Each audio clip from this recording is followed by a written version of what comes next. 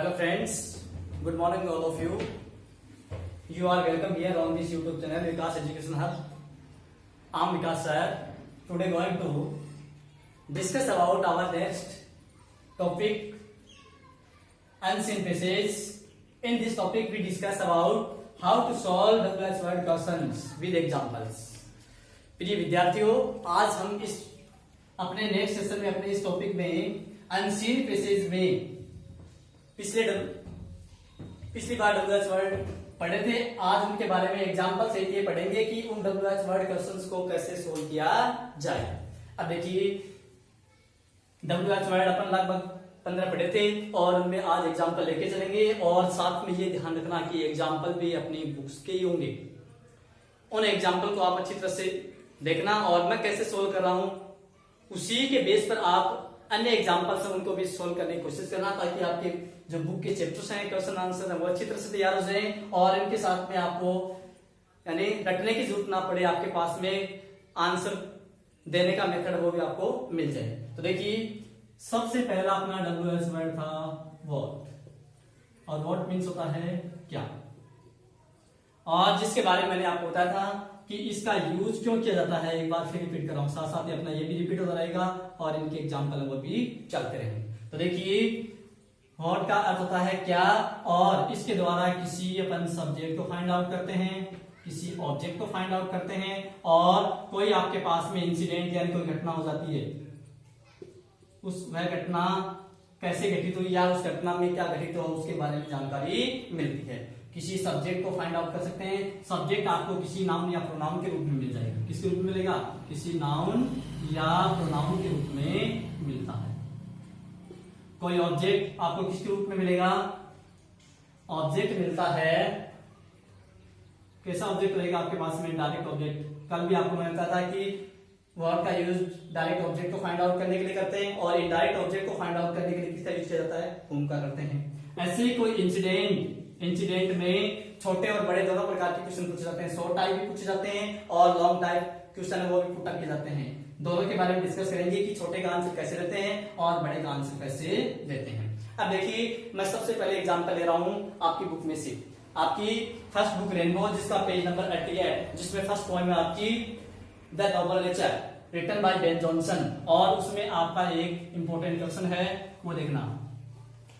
जिस पोएम की थोड़ी सी डिस्कस की बात करें पर उस पोएम में दे रखा है कि जो पोएट बेन जॉनसन है वे नेचर से दो सिंबल ड्रा करते हैं और उनकी बात करते हैं वो सिंबल्स अपने कौन कौन से हैं। तो देखिए, क्वेश्चन बनेगा what symbols does Ben Jonson. अब देखिए, आपके क्वेश्चन में लैंग्वेज चेंज करके दे सकता है। बेन जॉनसन की जगह आपको क्या मिल जाएगा? द पोएट भी मिल जाएगा, या फिर द पोएट लेकर के कोमा लगा देगा, आगे लिख देगा बेन जॉनसन, ये भी मिल सकता है आपके पास में। Ben Jonson draw from nature, ये अपना फर्स्ट क्वेश्चन है कि what symbols does Ben Jonson draw from nature, कि बेन जॉनसन है वह प्रकृति से कौन से दो सिंबल यानी कौन से दो प्रतीक लेता है। अब देखिए, आपके पास में ये क्वेश्चन के अपने पास में स्ट्रक्चर, स्टार्ट में WH वर्ड आ गया, उसके बाद में क्या आ गया? डज हेल्पिंग वर्ब आ जाती है, फिर आपके पास में सब्जेक्ट बेन जॉनसन आ गया, उसके बाद में ड्रॉ आ गई आपके पास में मैन वर्ब, और अदर वर्ड के रूप में क्या रहा है? From nature. अब देखिए, आपको जो स्ट्रक्चर बताया थी उसी स्ट्रक्चर के अनुसार अपन उसी के अकॉर्डिंग क्या देते हैं? अपने आंसर देते हैं। तो देखिए, ये तो आपके पास में क्वेश्चन हो गया और इधर इसका आंसर होगा नीचे। तो देखिए, आंसर में क्या लिखते हैं? आंसर की स्ट्रक्चर क्या आती है? स्टार्ट में अपने पास में सब्जेक्ट होता है, तो यहां सब्जेक्ट कौन सा हो गया? Ben Jonson. और ध्यान दीजिए, बेन जॉनसन नाउन वाले टॉपिक की बात करें तो ये अपने पास में प्रॉपर नाउन है, और प्रॉपर नाउन में जितने भी वर्ड आते हैं प्रत्येक वर्ड्स का फर्स्ट लेटर कैपिटल लिखा जाता है। ध्यान दीजिए, अब यहाँ आपको कुछ इंपॉर्टेंट बात बता रहा हूं, उसको आप हमेशा दिमाग में नोटिस रखना। कभी भी आपके एग्जाम तक या अपने जीवन भर में इस बात को नोटिस रखना कि जो भी प्रॉपर नाउन यानी किसी का नेम दे रखा हो, फर्स्ट नेम, सरनेम या लास्ट नेम जो भी आ रहा है उसका हर एक लेटर आपको फर्स्ट लेटर क्या लिखना है, कैपिटल लिखना है। और किसी का नेम आ रहा तो उससे पहले कभी भी द वर्ड मत यूज करना। अधिकांश स्टूडेंट्स होते हैं यानी अपने पसंद में फैकोलॉजी दिखाने के लिए, अपने आंसर को कुछ बड़ा बनाने के लिए या फिर उसमें तुक्के मारने के लिए कई बार क्या करते हैं, द यूज कर देते हैं, द से स्टार्ट कर देते हैं। इसलिए आपको द से स्टार्ट नहीं करना कभी, जब आपका आंसर किससे स्टार्ट हो रहा हो, किसी प्रॉपर नाउन से स्टार्ट हो रहा है, यानी किसी का नेम आ रहा होता। अब देखिए यानी बेन जॉनसन। अब देखिए ये अपने पास में सब्जेक्ट आ गया।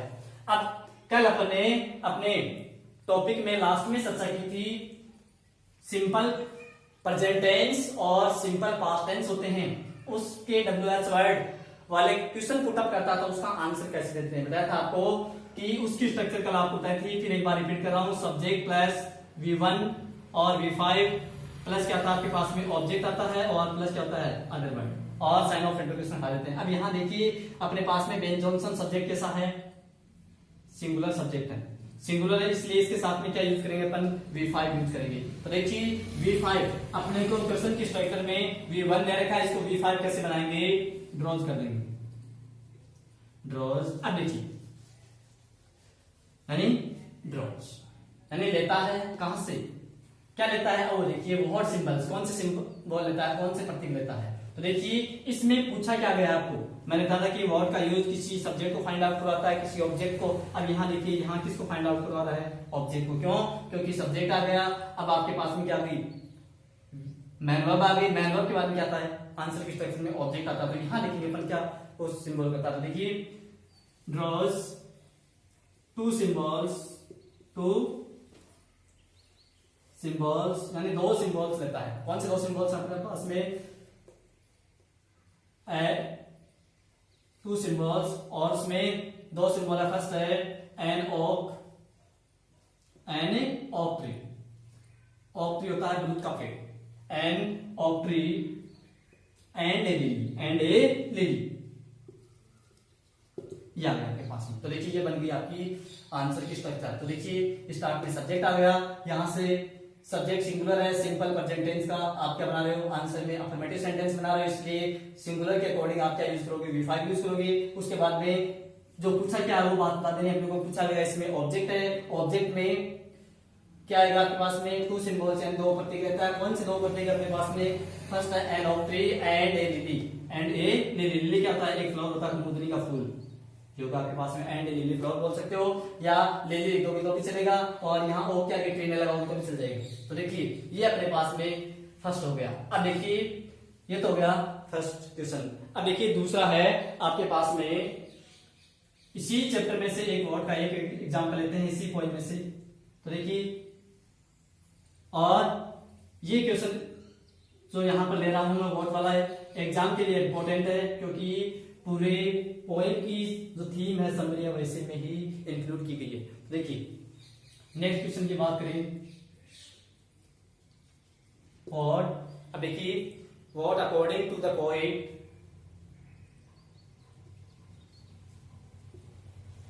According to the poet is not necessary to be, या आपको बी भी दे सकता है, एग्जाम में बी को चेंज करके बिकम भी दे सकता है, ए ग्रेट मैन या ग्रेट पर्सन। पर्सन वर्ड भी यूज कर सकते हो, मैन वर्ड भी यहाँ पे यूज कर सकते हो। तो देखिए word according to the poet is not necessary to be या to become a great person। अब इसका आंसर क्या बनेगा, वर्ड क्या, अकॉर्डिंग टू द पोएट, कवि के अनुसार, इज नॉट नेसेसरी आवश्यक नहीं है, to be a great person, एक महान व्यक्ति बनने के लिए, यानी कवि के अनुसार एक महान व्यक्ति बनने के लिए क्या आवश्यक नहीं है। तो देखिए आप पोएम की थीम पढ़ोगे, आप पोएम के बारे में पढ़ोगे, तब आपको वहां मिलेगा कि लॉन्ग लाइफ होती है, लंबा जीवन होता है, एक महान व्यक्ति बनने के लिए आवश्यक नहीं। ऐसा कहा जाता है कि जिस व्यक्ति के पास में नोबल नेचर है, अच्छा स्वभाव है, अच्छे गुण होते हैं, वह क्या करता है, अपने छोटे से जीवन में बहुत कुछ कमा सकता है।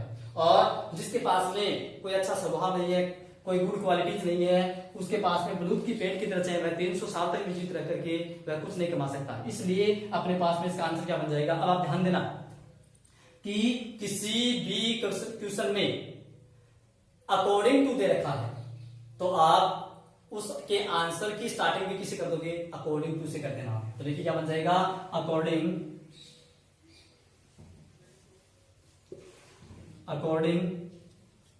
To the point, according to the point यानी कवि के अनुसार। क्या आवश्यक नहीं है, अब देखो आप लिख दो, यानी क्या आवश्यक नहीं है। देखो आपके स्टार्टिंग किसी भी, फिर एक बार रिपीट कर रहा हूं, किसी भी क्वेश्चन में यदि अकॉर्डिंग टू द दे रखा है तो वहां से आप स्टार्ट कर सकते हो। According to the poet, according to the author, according to the writer या अकॉर्डिंग टू नरेटर, आप ऐसा यूज कर सकते हो। या आपके अनुसार दे रहे हो तो अकॉर्डिंग टू भी कर देना। देखिए क्या हो जाएगा, अकॉर्डिंग टू द पोएट। अब देखिए क्या आवश्यक नहीं है, अभी मैंने बताया था कि लंबा जीवन यानी long life is not necessary to be कर दो या बिकम कर दो, जो भी देखा उसके अनुसार कर दो, to be a great person.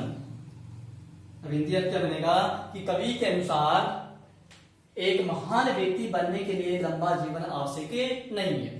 और देखिए यदि आप महान व्यक्ति बनना चाहते हो, अच्छा व्यक्ति बनना चाहते हो तो आप अपने छोटे से जीवन में बहुत कुछ कर सकते हो। तो देखिए वाट वाले दो हो गए अपने पास में। फर्स्ट टाइप अपने कौन सा लिया था, डू डज वाला ले लिया था। और दूसरा अपन यदि किसी क्वेश्चन में आपको अकॉर्डिंग टू दे रखा हो तो आप वहां से भी स्टार्ट कर सकते हो। तो दो टाइप के हो गए।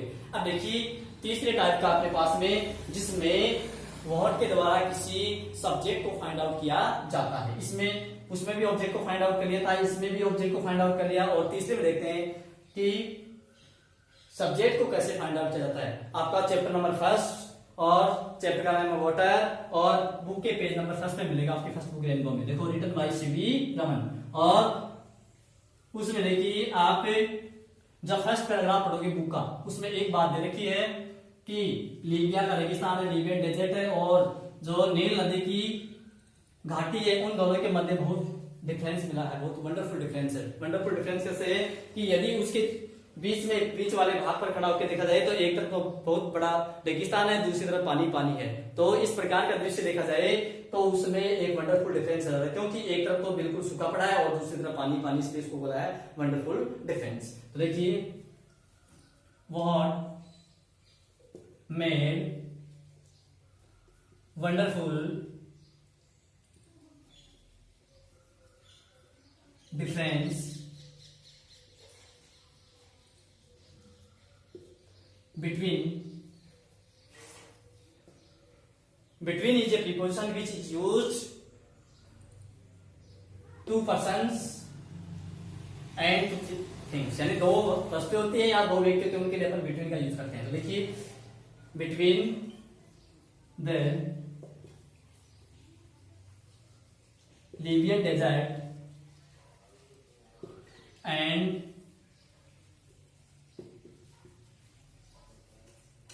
The valley of Nile, valley of Nile का होगा नील की घाटी। अब देखिए व्हाट मेड यानी किसने बनाया। अब यहां वर्ड का क्या नहीं निकलेगा, बल्कि आगे निकलेगा किसने बनाया। क्या वंडरफुल डिफरेंस, एक अद्भुत या आश्चर्यजनक डिफरेंस होता है, अंतर बिटवीन के बीच में। द लीबियन डेजर्ट, लीबिया का रेगिस्तान है, एंड द वैली, वैली का घाटी, और नाइल यानी नील नदी की जो घाटी है, उनके मध्य किसने एक आश्चर्यजनक परिवर्तन बना दिया। चैप्टर का नाम वाटर है और वही आंसर हो जाएगा अपने पास में कि पानी होता है। अब देखिए वहां पर एक वंडरफुल डिफरेंस क्यों आ रहा है, क्योंकि एक तरफ पानी की परसेंस है और दूसरी तरफ पानी की क्या है, अब्सेंस है। तो देखिए आप क्या लिखोगे,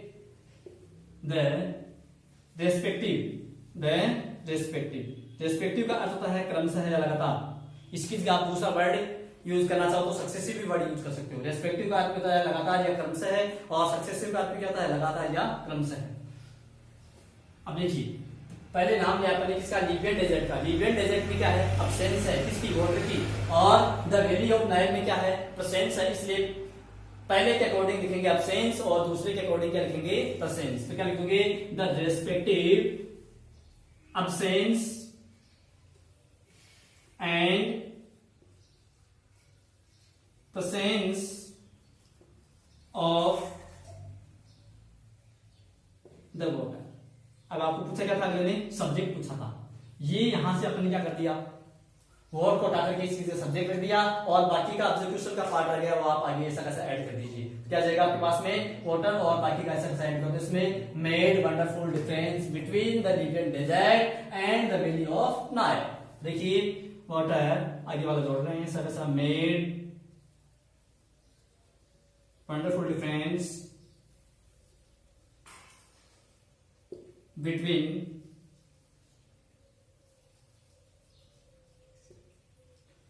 द लिबियन डेजर्ट, लिबियन में एल कैपिटल लिखना भी, क्योंकि अपने आप में क्या है कि प्रॉपर नाउन है, इसलिए लिबियन का एल भी कैपिटल होगा और डी भी क्या होगा, कैपिटल होगा। And the valley of, valley में भी बड़ा लिखना आपको, क्यों, ये भी प्रॉपर नाउन है, ऑफ नाइल, ये बन जाएगा आपके पास में। तो देखिए ये आंसर हो गया अपने पास में, कब, जब किसी सब्जेक्ट को फाइंड आउट करवाता हो। तो देखिए अपने पास में पहला डब्ल्यूएच वर्ड वॉट लिया है, वॉट से अपने पास में 3 प्रकार के क्वेश्चन पुट अप किए जाते हैं। पहला कौन सा बताया, किसी ऑब्जेक्ट को फाइंड आउट करना हो, दूसरा भी ऑब्जेक्ट को फाइंड आउट करना हो, लेकिन क्वेश्चन में क्या दे रखा हो आपको, कहीं अकॉर्डिंग टू द दे रखा हो, और तीसरा जब कहीं अपने को सब्जेक्ट फाइंड आउट कराता तो किस तरह से अपना आंसर रहते हैं। तो ये 3 टाइप्स के अपने पास में बहुत से क्वेश्चन के एग्जाम्पल हो गए। और चौथा एक और बता रहा हूं कि वर्ड से यदि किसी इंसिडेंट के बारे में डिस्क्रिप्टिव यानी डिस्क्रिप्शन में या विवरण में कोई जानकारी लेता हो किसी घटना की, तब अपना आंसर कैसे लेते हैं, उस प्रकार का आंसर पॉइंट में दिया जाता है। और एक अच्छा सा एग्जांपल ले रहा हूं आपकी बुक में से, chapter number 6 on reading in relation to literature, यानी उस बुक में से एक अच्छा क्वेश्चन है और बोर्ड इस बार बोर्ड एग्जाम में पूछ भी लिया गया वो क्वेश्चन, और अच्छा क्वेश्चन था, लॉन्ग टाइप है। लॉन्ग टाइप है, यदि आपको बोर्ड से क्वेश्चन पूछता है तो आप उसका आंसर कैसे दोगे। देखिए उसका आंसर देने के लिए आप लॉन्ग टाइप में यदि वर्ड से कोई भी आपको क्वेश्चन पुट अप करवाता है तो हमेशा याद रखिएगा, आप पॉइंट बना करके अपने आंसर देना, ताकि एग्जाम में भी आपसे इफेक्टिव हो जाए और आपका जो आंसर है वो इफेक्टिव बनेगा। एग्जाम्पल देखिए, what are the qualities of a good या ग्रेट बुक। देखिए what are qualities of a good और ग्रेट बुक। गुड या ग्रेट बुक आप क्या हो गया, अच्छी पुस्तक या एक महान पुस्तक की क्या विशेषता होती है अपने पास में। अब देखिएगा आप इसका आंसर कैसे दोगे, यानी लॉन्ग टाइप में पूछता था। देखिए आप अपने आंसर को दिए रात से स्टार्ट कर सकते हो, यदि आपको वर्ड दे रखा तो वर्ड से स्टार्ट कर देना। तो देखिए there are following qualities of a good या ग्रेट, जो भी आपको दे रखे। There are following qualities of a good book, एक अच्छी पुस्तक की निम्नलिखित विशेषताएं होती हैं। और भी आप इसको यदि अपना इफेक्टिव बनाना चाहो या प्रभावशाली बनाना चाहो तो क्या लिख दोगे, सुना ध्यान से, a great book has many qualities, a great book has many qualities, कि एक अच्छी पुस्तक में बहुत सारी अच्छी विशेषताएं होती हैं, उसकी गुणवत्ताएं होती हैं। सम ऑफ दीज आर फॉलोइंग, उनमें से कुछ निम्नलिखित है, आप इस तरह से बता सकते हो, या फिर आप ये भी इससे बता सकते हो। तो देखिए दूसरे तरीके से आप कैसे ले सकते हो इसी को, a great book has many qualities, मैंने की जगह वेरियस वर्ड भी यूज कर सकते हो, विभिन्न प्रकार के, मैंने कहा तो कई क्वालिटीज, जिसको लगा दो, उसके बाद एक सेंटेंस और बना ला, सम ऑफ